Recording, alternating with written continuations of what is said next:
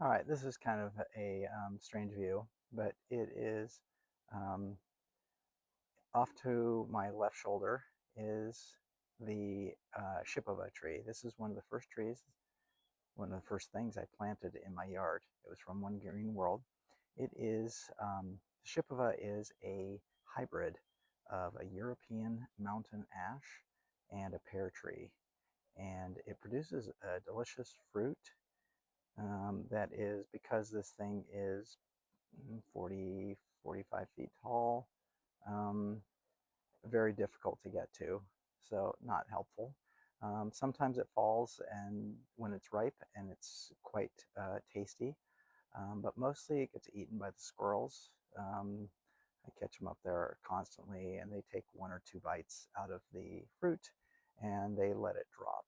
And that is, um, that's just how squirrels are. But we're going to do a tour of my yard, not of the entire yard, but just specifically things that I bought at One Green World, one of my favorite nurseries. They have extraordinary stuff. They're out in Southeast Portland. I'll put the address and their website in the notes. But it's a great place, great staff, and you'll see I have accumulated a lot of strange stuff from that place and things that you wouldn't find hardly anywhere else. Um, there are other places that have like a few edibles, but One Green World has so many amazing edible plants. It's quite impressive. So come along with me. Okay, this is one of the first trees that I ever got from One Green World. This is a jujube, and it is quite large. I have to cut it back on a regular basis in the fall.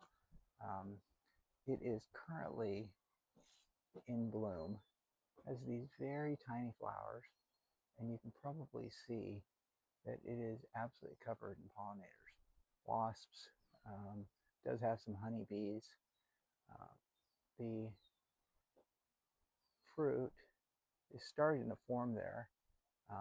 They get much larger, but they don't ripen until uh, probably mid-fall, and they turn kind of a dark brown color, and they're a really interesting fruit.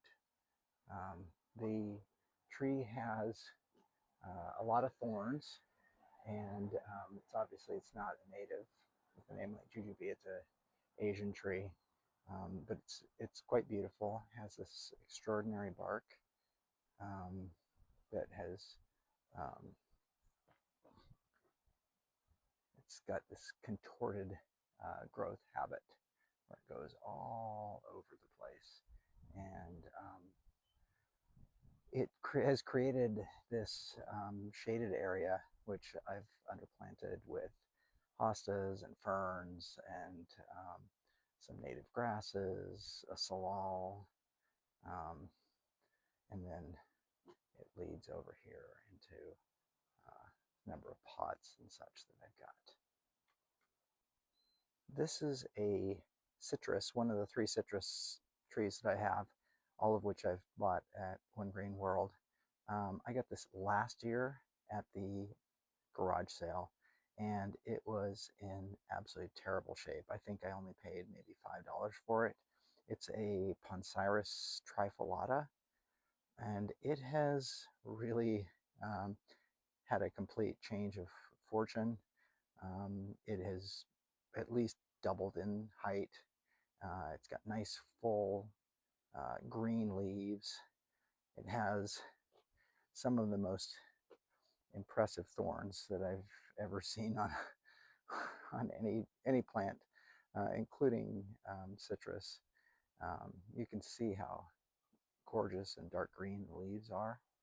They are really, this is a really cool tree. I first saw this at the botanical garden in Copenhagen, Denmark, and I really wanted to get one. And then I came upon one at the garage sale, and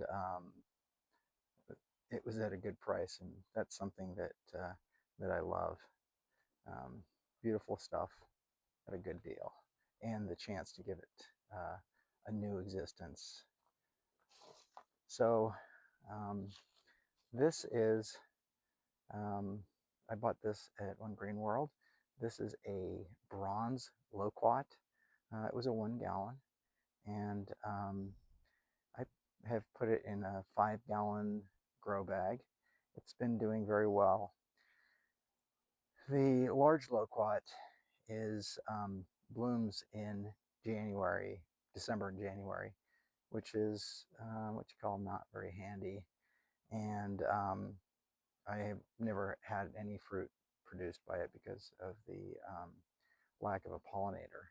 So this bronze loquat actually is a pollinator for it, but the issue will be to see how long it takes to pollinate and when, or to bloom, I should say, and whether it blooms in a way that is of benefit in pollinating the larger loquat.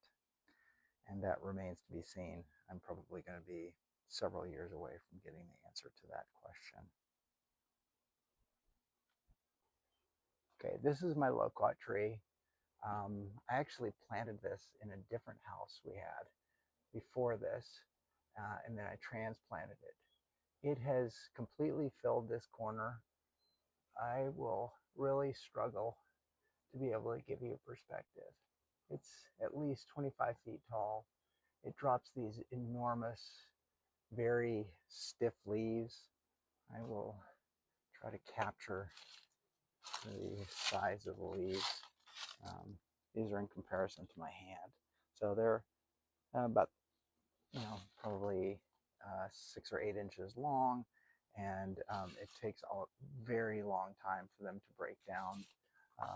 This thing produces so much shade that I have built a shade garden here, um, and it's coming in well, but it's a struggle down here because this thing, as I pointed up into the tree, it creates all of its own shade, and it produces a lot of shade. And one thing that's really great about this tree is it provides um, uh, pollination opportunity or food opportunity, I guess, for the hummingbirds, because we're in that transition between 8B and 9A here, and it looks like the hummingbirds are not leaving anymore. And so when it flowers in December and January, um, it's pretty incredible. It's filled with hummingbirds here, and so I love having it. And it's part of this larger um, uh, hardy tropical area that I'm in the process of creating here with the banana and windmill palm and a lot of cannas and whatnot.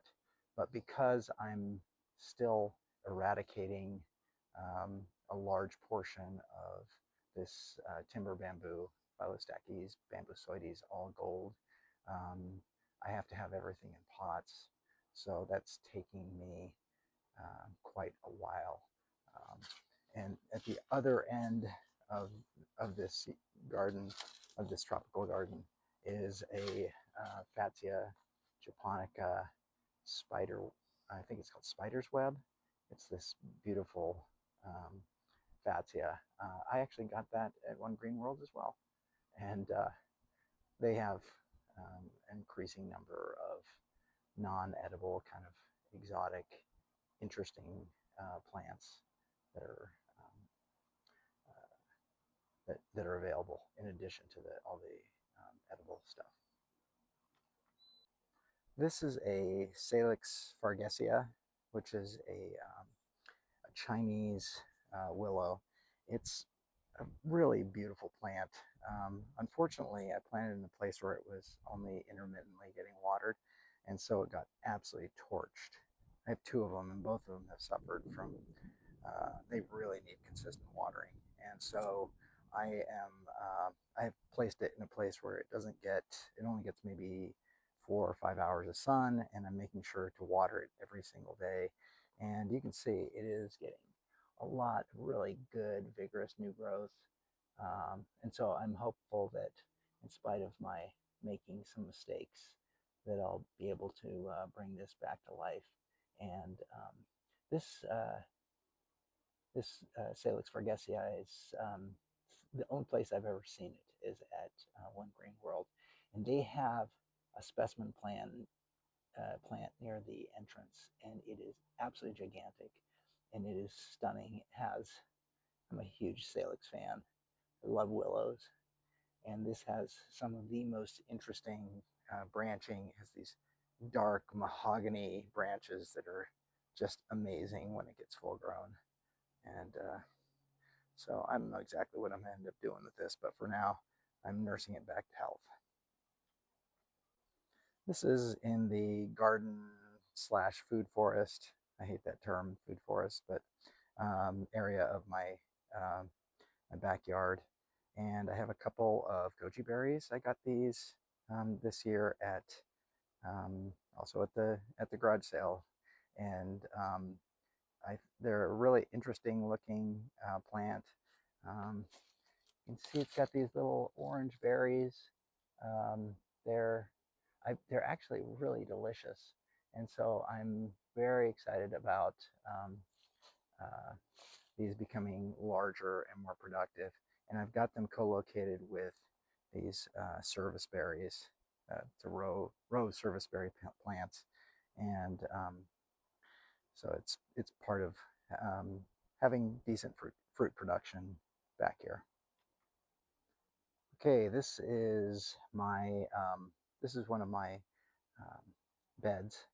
I had it filled with potatoes and other nonsense, and so this year I've really changed it up. You can see I'm using diatomaceous earth around the outside of this to fight the attack of the Argentine ants, who are even less welcome than the Argentine national team was in New York. Uh, so the first thing I planted in here that I got at One Green World was this dwarf mulberry. It actually produced a couple of mulberries, and I couldn't help myself, and I tasted them, and they were absolutely delicious. I think it's called a dwarf Gerardii mulberry, and I'm hoping that it will stay sufficiently under control to be manageable in this relatively small space. Um, the underside of this is planted in strawberries, and they've been fairly um, vigorous in growing and getting established. And there's actually one back there. I don't know if you can see it. There's a strawberry coming in. And then this is a dwarf peach, and it's really beautiful. I got it at One Green World. This was a deal where I was looking at Facebook Marketplace, and they had posted online that they had a lot of bare roots, and they needed to get rid of them quickly because they were um, not able to keep them properly um, refrigerated. And so they were selling them for $10 a piece. And I was talking to someone from One Green World, and they said that it was one of these deals where they sent them plants which were much further along than what they had negotiated for, and so they just had to move them. And so I got this one and a dwarf nectarine as well at the same time, and they're just gorgeous plants, even if they don't produce a lot of fruit. But I'm optimistic that they're going to be quite productive as well.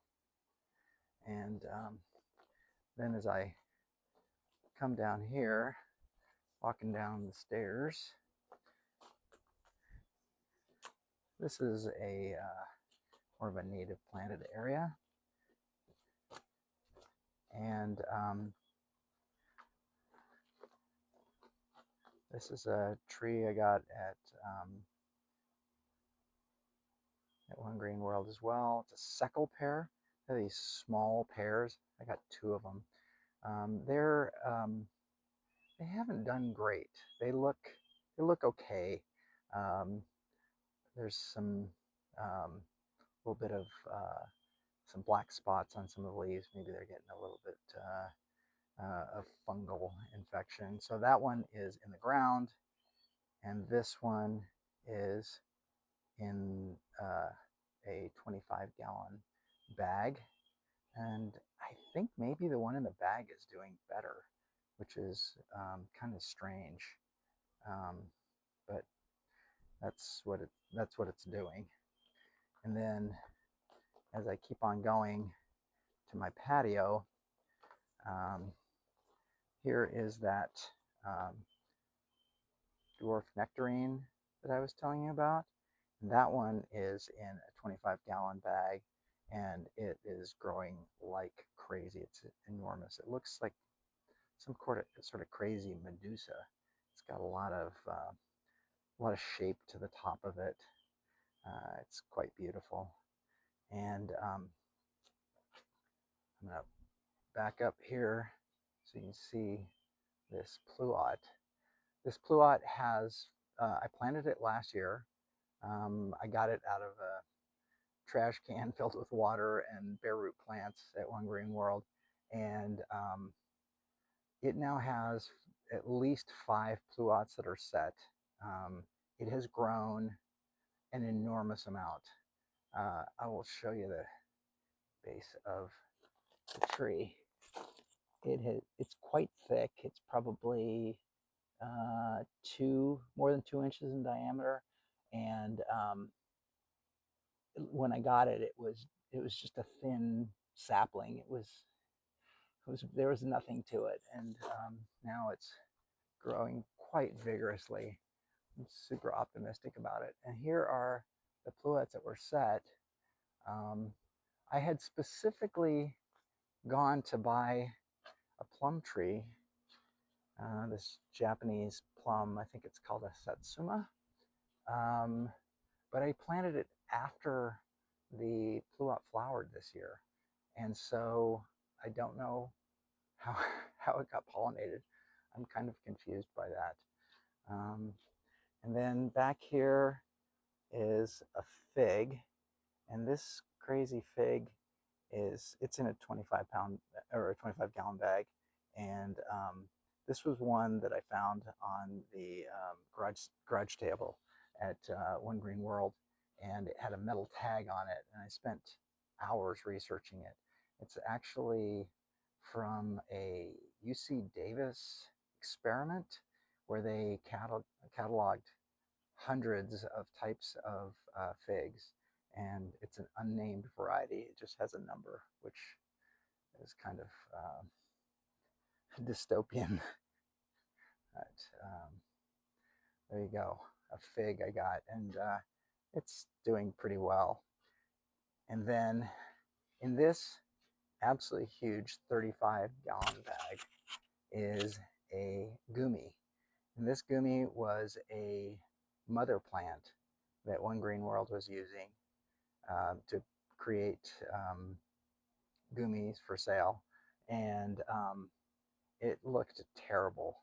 And Jeff assured me, one of the guys who are really trusted at One Green World, that I would be crazy not to buy it for $80. And it has at least doubled in size. It went from looking dead to looking amazing. And I think next year, if it's doing this after all the abuse it suffered, getting stuffed into the back of my car, driven over here, transplanted, next year is going to be absolutely massive. And then over here on my plant stand, this is this homemade plant stand that I made out of, well, a whole bunch of different stuff, but it's based on a redwood picnic table that my family's had for many years. And it's mostly conifers. Some of the stuff I've got cut and wired and stuff for pre-bonsai. But these are a couple of the the other two citrus that I've bought from One Green World.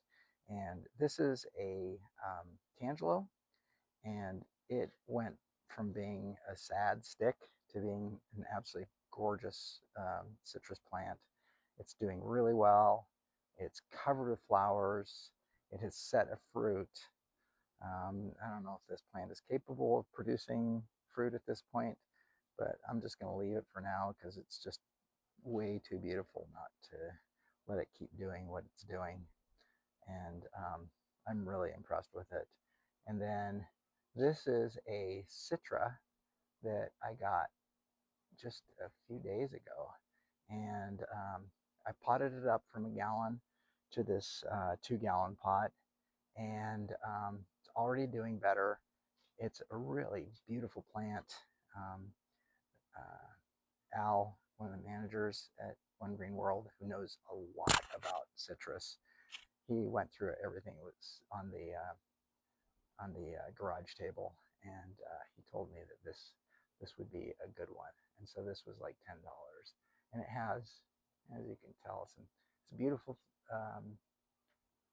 flower or leaves on it. It has some massive um, um, spiky thorns, and it is really beautiful. I think it's going to be, I'll pot it in the spring after it comes out of the cold frame, and we'll see how big it can get next year. This is a Paraná pine, or an Araucaria Paraná. The it's a part of the same genus as the monkey puzzle tree, which is Araucaria araucana. It was kind of rough when I got it, but you can see those branches have like some brown on them, but they're relatively healthy. Unlike the monkey puzzle tree, this has this, even though they're kind of pokey, you can actually touch them. And then this entire um, layer of new growth has been, since I got it, which is about 6 or 8 weeks ago. And so I've got it in this tall 5, and it looks like it's going to be healthy. I'm optimistic. I have this desire to bring trees um, back from the dead, or take care of sick trees. They follow me home. But it's a really interesting uh, araucaria from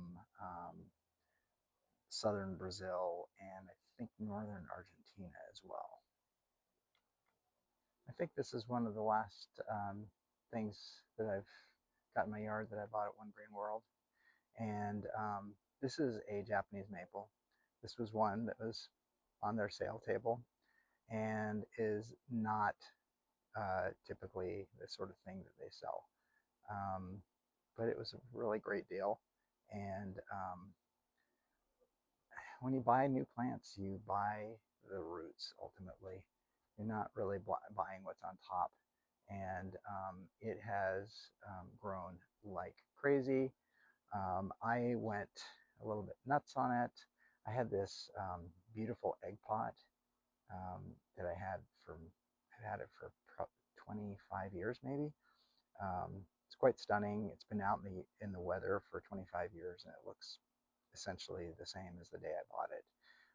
I also had this old rosewood chair that was broken and not doing well, and so I created kind of an art piece with the egg pot, the chair, and then this beautiful Japanese maple that's up on top. And it's probably 4 or 5 feet tall now. It's well above my head, but it's up on this chair and in the pot. So it's probably 5 feet tall. But that is not something that you should go to find at One Green World, because that's not the kind of thing that they usually carry. But if you go there and look around. They do a lot of mail order business, but I just think that going in person makes a huge deal, um, a huge difference, because you can find stuff that they're trying to get rid of. You can talk to the amazing staff who are so knowledgeable, and they always have insight. It never steered me wrong. I am constantly impressed about their level of horticultural knowledge and understanding of the product that they sell. It's really good.